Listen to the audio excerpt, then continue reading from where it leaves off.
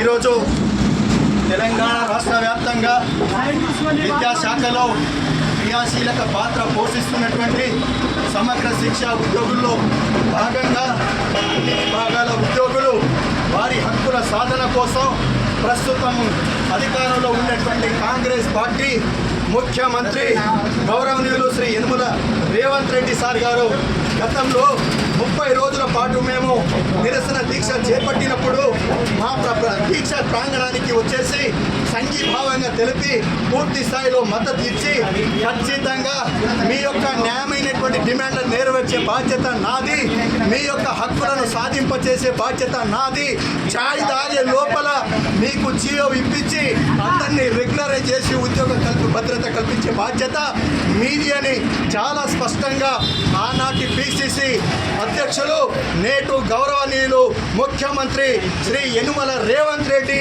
ముఖ్యమంత్రి గారు కూడా స్పష్టంగా హామీ ఇవ్వడం జరిగింది. అయితే రాష్ట్రంలో సుమారు 19,000 నుంచి 23,000 మంది వరకు ఈ విద్యాశాఖలో క్రియాశీలక పాత్ర పోషిస్తూ ఉన్నాం. వాళ్ళందరినీ మీరిచ్చిన హామీ మేరకు వెంటనే కూడా మమ్మల్ని రెగ్యులర్ చేయాలని మీ దృష్టికి తీసుకురావాలనే ఉద్దేశంతో మాత్రమే మేము ఈరోజు ప్రభుత్వాన్ని దృష్టిలో తీసుకునే భాగంగా ఈరోజు మేము ఈ కార్యక్రమాన్ని పూనుకోవడం జరిగింది.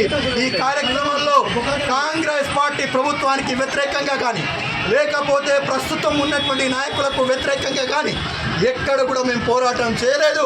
మేము సైతం ఒక కాంగ్రెస్ పార్టీ కార్యకర్త కొడుకుగా కరడు కట్టిన కాంగ్రెస్ పార్టీ అభిమానిగా రేవంత్ రెడ్డి గారి గెలుపు కోసం, మా ఎమ్మెల్యే గారి గెలుపు కోసం క్రియాశీలక పాత్ర పోషించిన వ్యక్తులం మేము ఉద్యోగ సంఘాలుగా ఏర్పడ్డాం.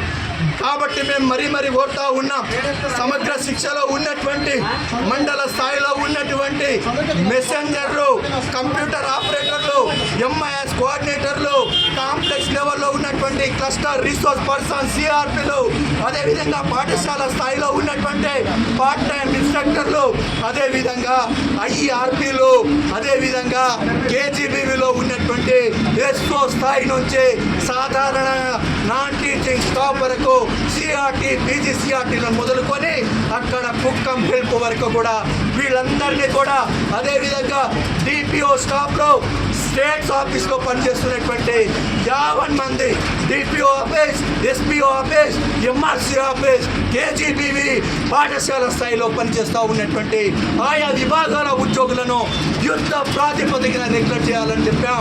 ఆ మాట మీరు ఇచ్చారు సార్.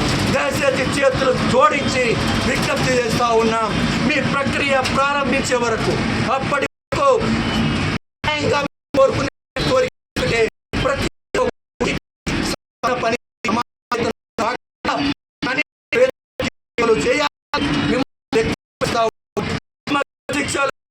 అనేక ఇబ్బంది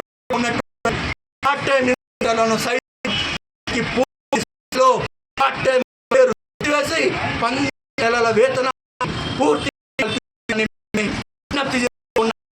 దయచేసి ప్రభుత్వానికి చెప్పుకోవడానికి ప్రభుత్వం తీసుకురావడం తప్ప ఈ కార్యక్రమం వ్యతిరేకం కాదు. సందర్భంగా చేస్తున్నాం. అధికారులు ముఖ్యమంత్రి గారి దృష్టికి తీసుకెళ్ళ ముఖ్యమంత్రి గారి దృష్టికి మా సమస్యలను తీసుకోవడం ఈరోజు అభిమానకుడు మా ముఖ్యమంత్రి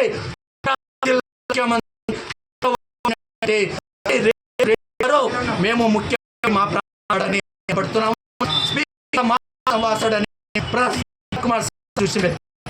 పడతా ఉన్నాం. సీతక్క గారు, మంత్రులు సీతక్క గారు, అదేవిధంగా రెడ్డి వెంకటరెడ్డి గారు, ఉప ముఖ్యమంత్రి బలహీన వర్గాల మల్లు భట్టి మార్క గారు, అదేవిధంగా పొంగులెడ్డి రెడ్డి గారు, రావు గారు, మీరంతా కూడా మాకు సహోదర మాకు హామీ ఇచ్చి ఆ హామీలను చేయాలని మిమ్మల్ని చేతులు జోడి మిమ్మల్ని మేము ప్రార్థిస్తున్నాం సార్. ఆశ పెట్టుకుంటున్నాం. ఈ నెల 2 నెలల లోపల మాకు న్యాయం జరుగుతుందనే ఆశతో మీ దృష్టికి తీసుకెళ్లాలనే ఉద్దేశంతోనే ఈ కార్యక్రమాన్ని చేపట్టామని మీకు అందరికీ తెలియజేస్తూ మిమ్మల్ని చేతులు జోడించి వెంటనే సమగ్ర శిక్ష ఉద్యోగులను న్యాయం చేయాలని కోరుతున్నాం.